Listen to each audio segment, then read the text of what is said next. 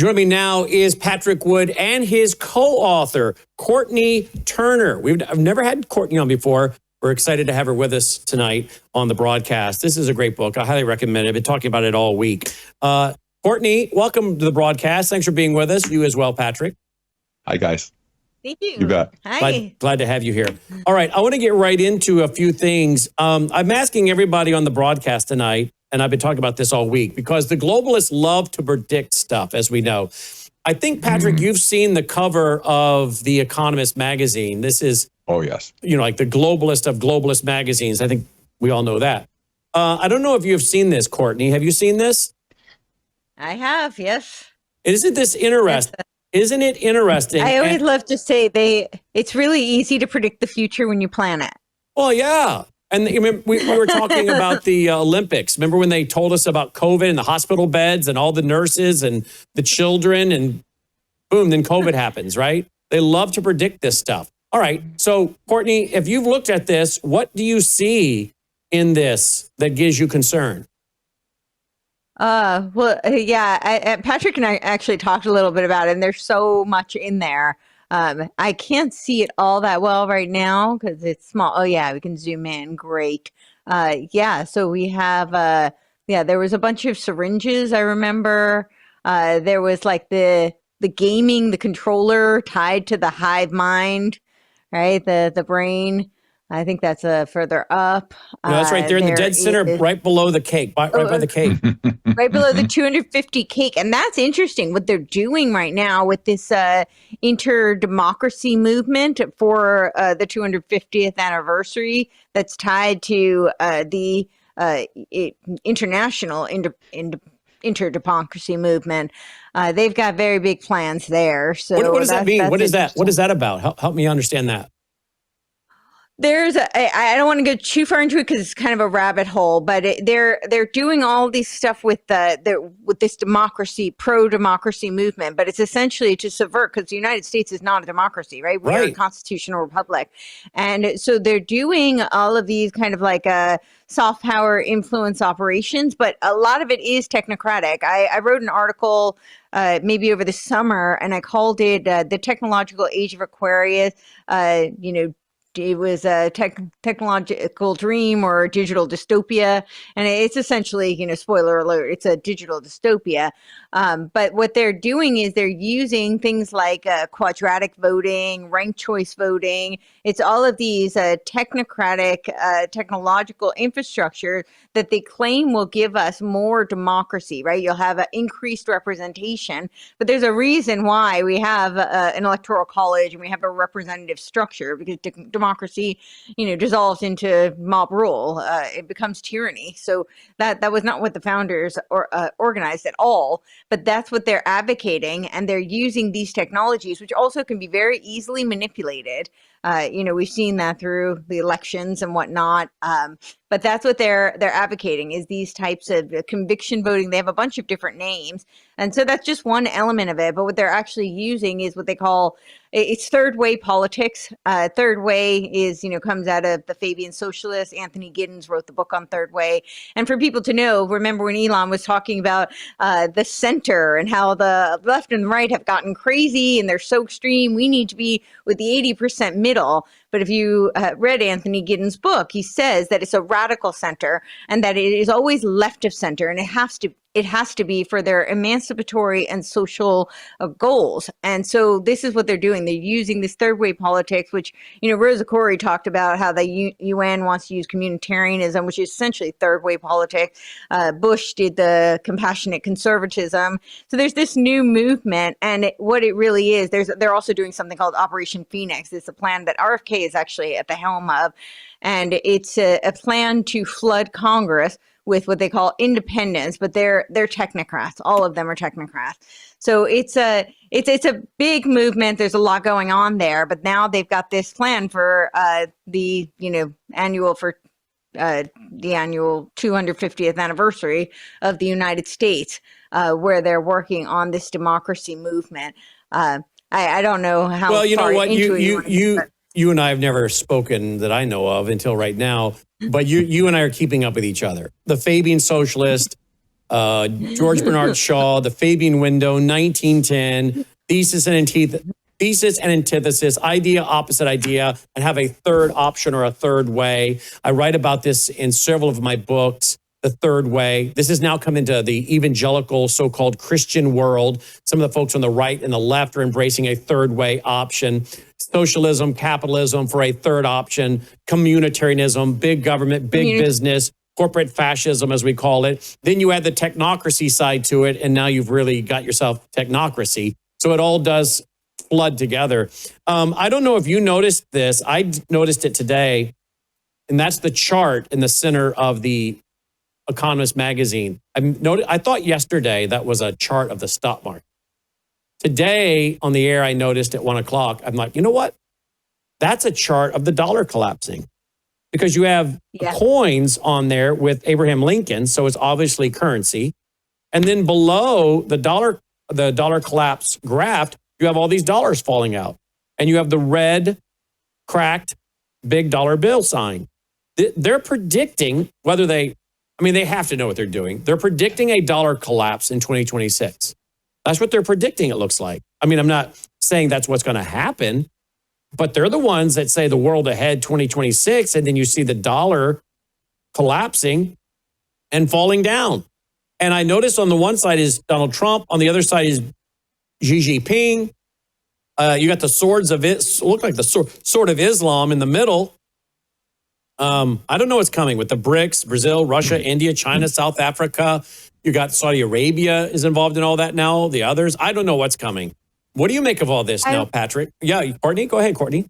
Oh, sorry. I just wanted to add one thing, just in case people want to do further research on this, because this probably would be a whole show of itself. Yeah. But the Democracy Agenda for 250, they can look into the Patriotic Millionaires Agenda 250, the Democracy Works 250, the Promise of Democracy Summit, which is also for the 250th anniversary, and then the Civic Learning and Engagement projects and Lead 250 Fellowship. Okay, let me ask you this. Can you email all that to us so that I can spend the weekend reading all that? And then if you're available, it's a lot. I'd like to have you back, and if Patrick wants to join us, of course, on Monday, if you're available, to discuss all this, because I think I need to know more about this. Okay. Yeah. Indeed. I'll spend a lot of time reading this weekend. Patrick, what do you make of what looks to be a chart of the dollar collapse and then all the dollars falling off and down? I agree with you fully that this is about money, and we remember back when Pippa Malmgren appeared at the World Government Summit, and she said basically it's all about blockchain. It's all about the dissolution of all fiat currencies. I think this is a tell to me that we're going to have a switch over from a debt-based economic system into an asset-based economic system that will model more closely the Islamic model, which is an asset-based system as well. I think that's why you see the swords crossing in the middle of this whole thing. And it just seems to me that there's something going on even now, like with MBS coming to Washington, D.C., Qatar getting their own private facility and military facility in Idaho, for instance. This is crazy stuff. At this point, Trump has imported at least $2 trillion into America from the Mideast. Well, they have their own asset-based system. It's not compatible right now with our system of the creation of money and so on. So this may be a tell that this flip over is going to take place in 2026. Yeah, well, it sure seems to be. It sure seems to be. Was there anything else in there that either one of you noticed that you want to talk about? I noticed another one today. Two different places I noticed what appears to be ice melting. Yes. Isn't that the truth? And I don't know what that's all about. You also have Tehran, Iran. They're talking about moving their capital because they don't have enough water. I don't know if you guys saw that report today. Yes. The other thing I noticed is what appears to be, I don't know if that's a glass of blood or a glass of red wine on two different places, you see the glass of a red liquid spilling out. I don't know what that, again, is implying. Pills are all over this map. Everywhere you go, there are pills, syringes, pills. And of course, Courtney, I don't know if you probably don't know that my 2018 documentary went into great detail on the Club K cargo system that can launch up to 4 missiles off of a cargo container, popping up. It gets a satellite and it can pop up. We even have B-roll footage from our documentary. If Logan wants to pop that in and show it real quick, he can. But 2018, we were warning about these. And this one, in this image, they're actually getting a signal from a satellite. That's what we talk about in my 2018 documentary. And it's shooting missiles right at the 250 cake.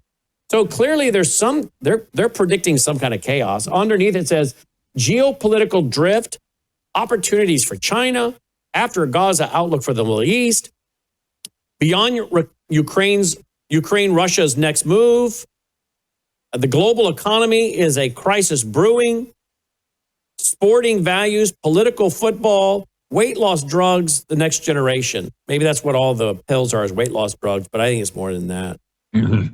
I think it's more than that. Well, it's really interesting. Also, you have the communist power fist in handcuffs, and that's right. That's always the game they play, where they pit the communists against the fascists, and that we're seeing that very much come to a head right now. And I think it's very much paving the way for the technocratic global agenda, the AI world society. So with Ukraine is modeled to be the central node for all the other connecting nodes in the AI world society, which is the Artificial World Intelligence Society, which is the vision of the UN Centennial. They're partnered with Boston Global Forum. It's Michael Dukakis, who was the former governor of Massachusetts, wrote the book, Remaking the World Towards the Age of Global Enlightenment. And when you look at their website, it's very much a nod to the New Age. You see all this New Age kind of imagery on their website. But they talk about how they've done all these symposiums on how we have to rebuild Ukraine because it's been decimated in the war. And so now we have to keep sending all this money to help rebuild it so that it can be the central node for all these C40 cities, smart cities, 15-minute cities. And they have all the different names for it, but they're all the same. They're all going to be connected. These surveillance grids are going to be connected, but Ukraine, they say, will be the central hub. Why Ukraine the central hub? I have lots of theories on it, but I don't actually know. Is it because we already have 12 CIA military facilities over there? I mean, right. I think because they feel like they have, I think there's a lot of reasons. I mean, there's a lot of the bioweapons labs are in Ukraine, right? It's been kind of a money laundering hub for a very long time. I think it's just that where they feel they have some center of control, but they also can use the war as an excuse, right? To rebuild. It sounds like we have to tear it down so we can build it back better. I like I said, I have theories, but I don't actually know what their reason for Ukraine is. But they do make it very clear that Ukraine is going to be the central hub. And this is for their visions for AI world society, which is 2045, where they say that there will be no more human governments. It will all be supplanted by AI governance all over the world. And these nodes are going to be the controlling grids. How do you think this is going to end with Russia? You think the goal is, and I've seen plans that their goal is to take Russia, divide it up, harvest their minerals in the ground, put it on blockchain, tokenize it. Is that the goal? And is Putin aware of this? Obviously, if I am, he is. Is he part of this? Is he playing a part? Is he playing a role? Or is this a real battle for who's going to control the New World Order? Is this Russia, China, Iran, others trying to battle for the control of the New World Order against those who really want a Eurocentric world order of maybe Cecil Rhodes and the Rhodes Scholars? You have thoughts, or you want me to go? I'll go. So I think that there is a lot invested in pitting, these various factions against each other.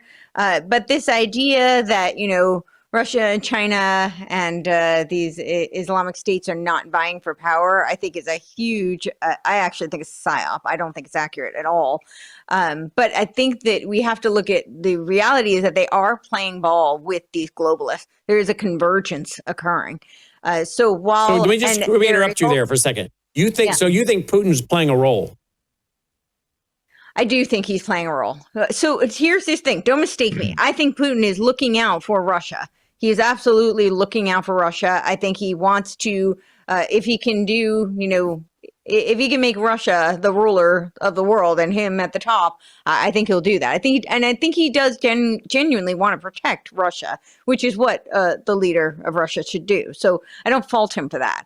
However, do I think that he is part of a bigger plan? Yes, but I also think he gets played. And I think the same thing with Xi.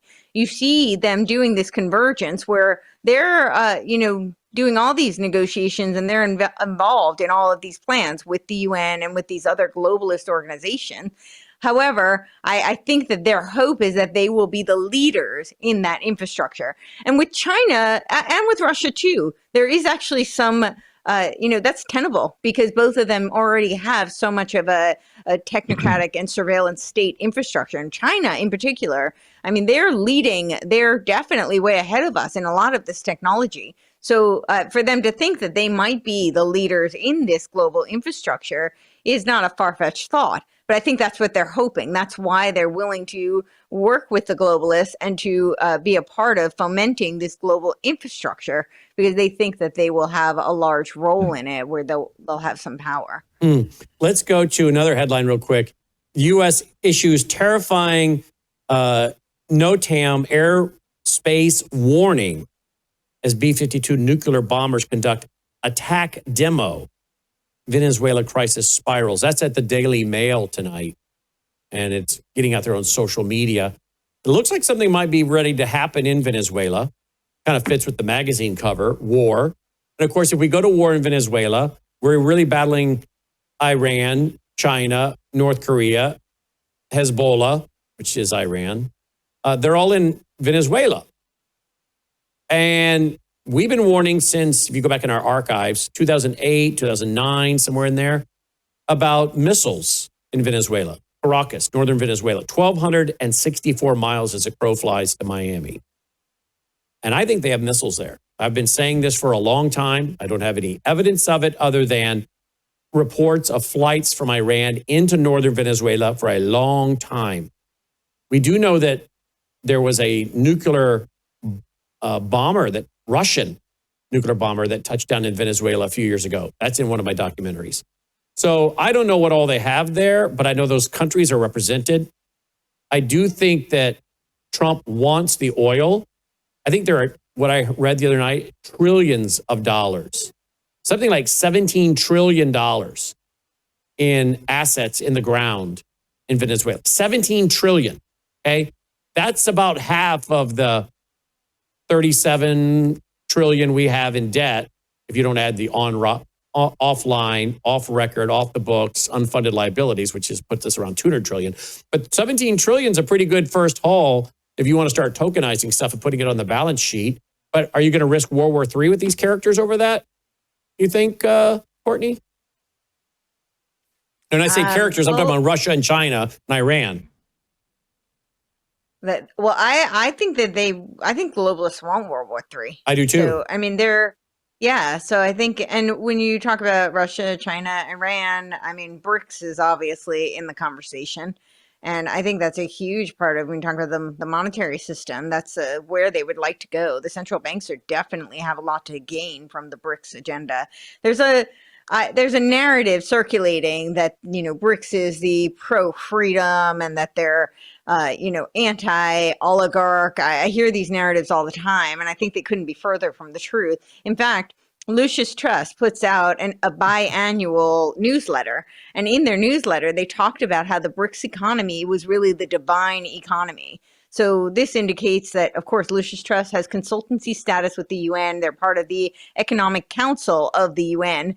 And they're now advocating openly for the BRICS agenda. So I think that is where they want to go. And all right. I don't know. You and I are going to have so much fun, aren't we? Wow. Thank you, Patrick Wood, for introducing me to Courtney Turner. We could go for hours. Let's just back up right there. You said so much. No problem. Again, our audience knows we've been covering the BRICS system for a long time. Just type in BRICS CS, Brazil, Russia, India, China, South Africa, into our vault, folks. Look how far back we've been warning about BRICS, okay? Lucis Trust. That was originally known as Lucifer Publishing, and I have the screenshots from their own website acknowledging that. That's not conspiracy. It's on their own website. Yeah, we used to be called that. They changed the name. Lucifer Publishing. Alice Bailey, the mother of the New Age movement, which is what my first book was on in 1990. And she has a prayer room that they put into the UN. I mean, she influenced FDR's wife. She read. Yes, she did. She read the first World Invocation Day prayer. Yeah, she did. She read it. Eleanor Roosevelt. Yeah. She sure did. You'll find it on YouTube. So when you talk, and she's the one who, in one of her books, I think she died in the 1950s, if I remember correctly. I want to say 59 off the top of my head. But she wrote in one of her books that the outline for the New World Order could be seen by 2025. Yeah, so I just wrote an article on this, the Centennial Conclave of the UN, right? They have this vision since 1425. Every quarter of a century, they do a Centennial Conclave. And it's usually right around the same time that week of World Invocation Day. And this year was when she says, Alice Bailey says that they're going to see the externalization of the hierarchy. This is the final Centennial Conclave. Yep. And by the way, right she died in 49. She died in 49. So think about 40, this. That's right. 1949, just checked it. She died in 49. She's writing this stuff saying the outline of the New World Order by 2025. Hello, we're here. Well, Alice Bailey said that we would have the externalization of the hierarchy in 2025. Yeah, that's what I'm referring to. Basing it on that. Yeah.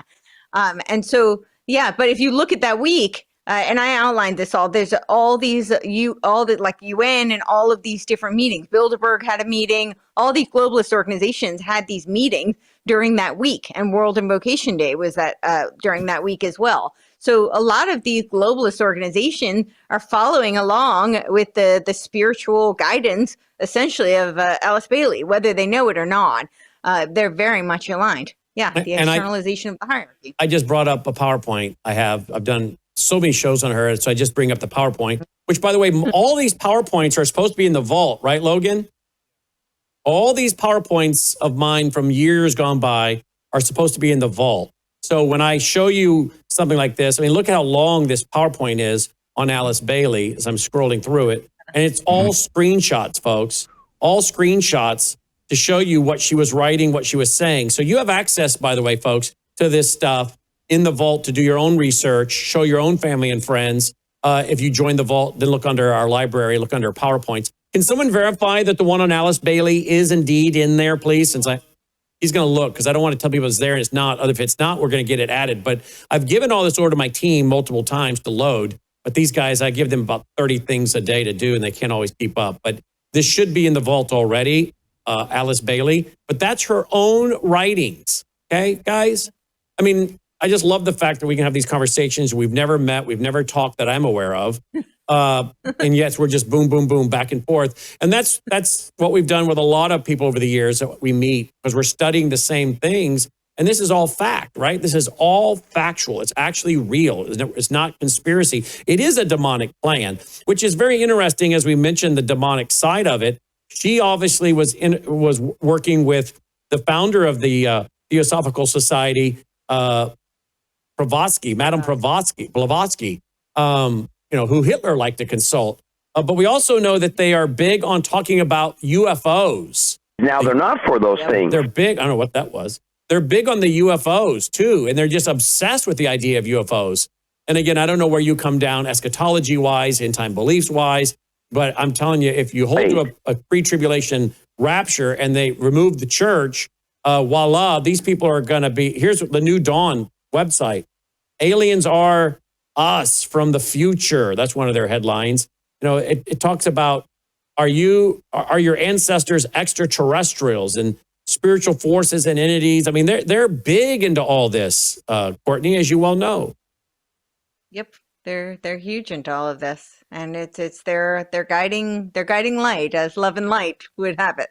Mm-hmm. So tell me where you guys. I want to bring up a web article that Patrick has at technocracy.news. Tell us about this, Patrick. Slouching toward technocracy. Is the world giving in? Can you tell us about this article that you found today? This was an interesting article by a lady, I can't pronounce her last name, but her name is Kay, from Epoch Times. And she's talking about how the world is caving in to this notion of AI running everything. And we've been talking about this ourselves, right? You've mentioned it several times on the air, where Gen Zs especially are being disheartened.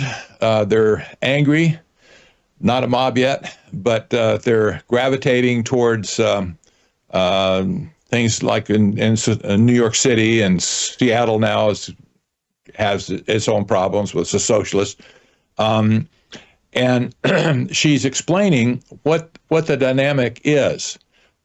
Basically, is a lack of morality, a lack of direction. When things go in chaotic in society, people will reach out to anything that can restore order. At this point, the algorithm or algorithms of AI are looking very good to a lot of people. And this could end very poorly for the rest of us, I think, because we see those of us who have more wisdom than a younger generation at this point, more sense of history, we see it as ending very badly for us.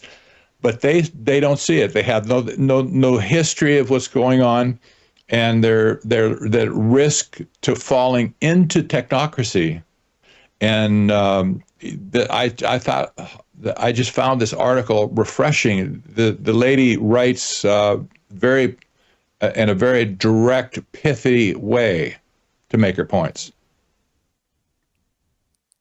Particularly Courtney, again, Patrick. So let's get Courtney on and hear from her, since she co-authored the book with me. So I'd been directing a lot of my conversation at you tonight, because Patrick and I have had a chance to talk for a long time on these things. Yes. And he wanted me to have you on to give you a chance to speak. I want to ask you about President Trump. I've met him, produced an interview with him. Mm-hmm. My family met him. He's very nice on a personal level.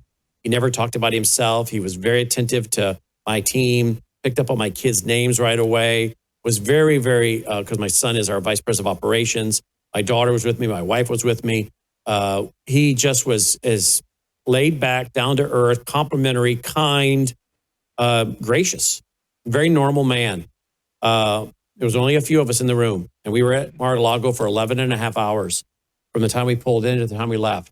And so that was a great opportunity to see the man on a personal level. I want him to succeed. I was super excited when I saw him come down the escalator.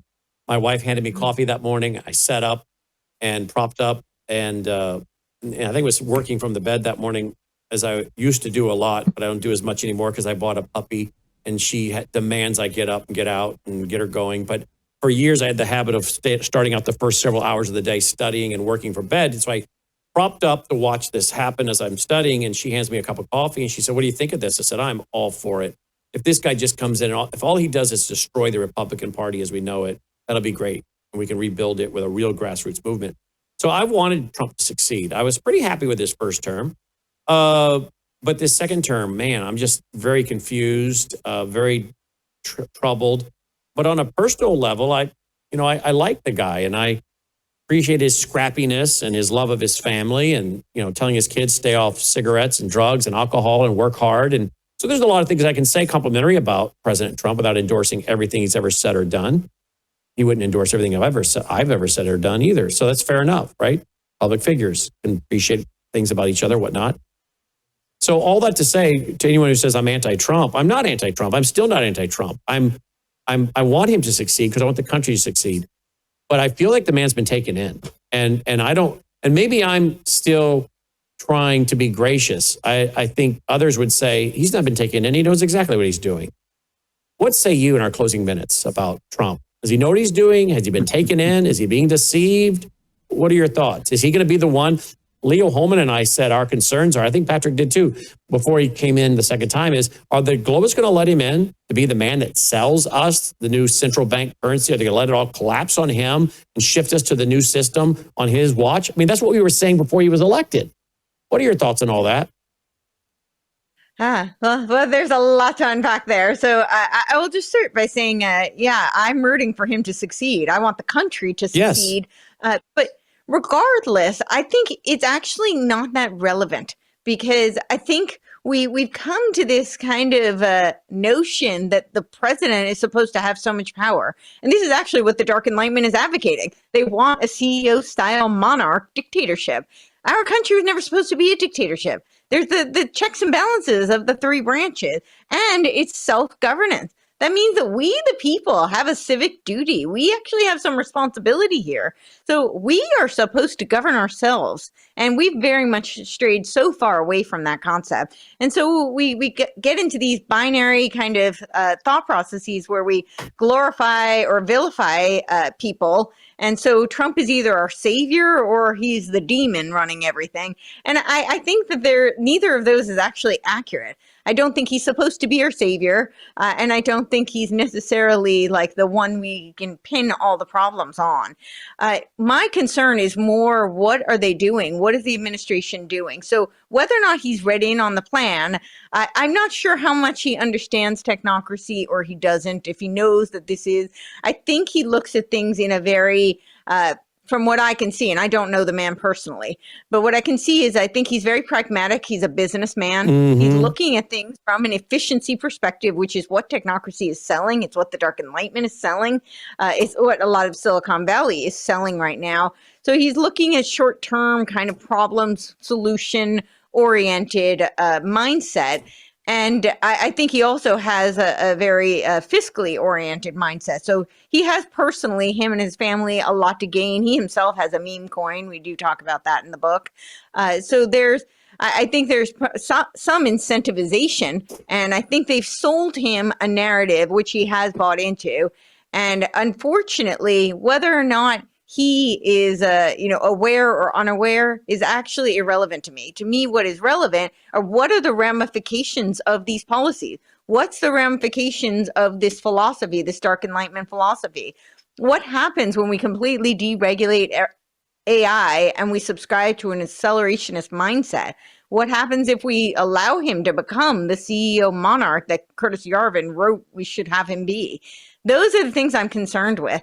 And so this vilifying or glorifying him personally, I don't think that that's where our heads should be. We should really be concerned with what are the policies that are being implemented? How are they being enforced? What power do we, the people, have, particularly locally, to push back against some of these plans now that we can see what's happening and we know what their goals are? So, and we know what So do I hear you right, though?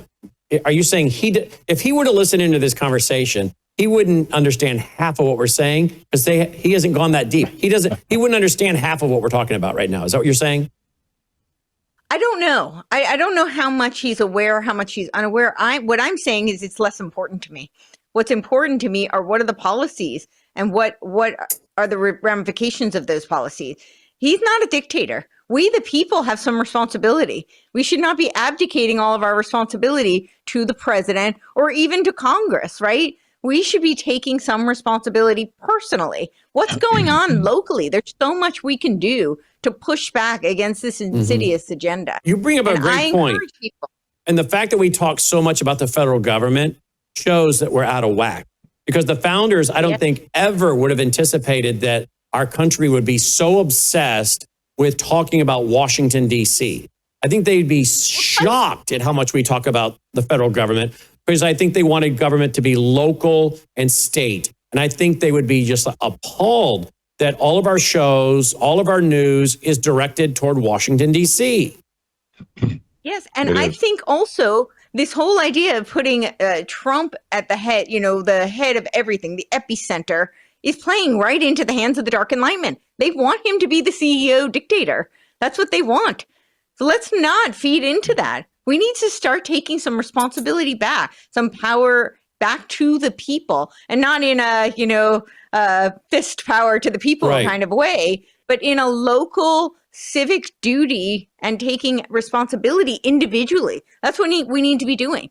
So Yeah. I'm less interested. Trump may be a lovely person.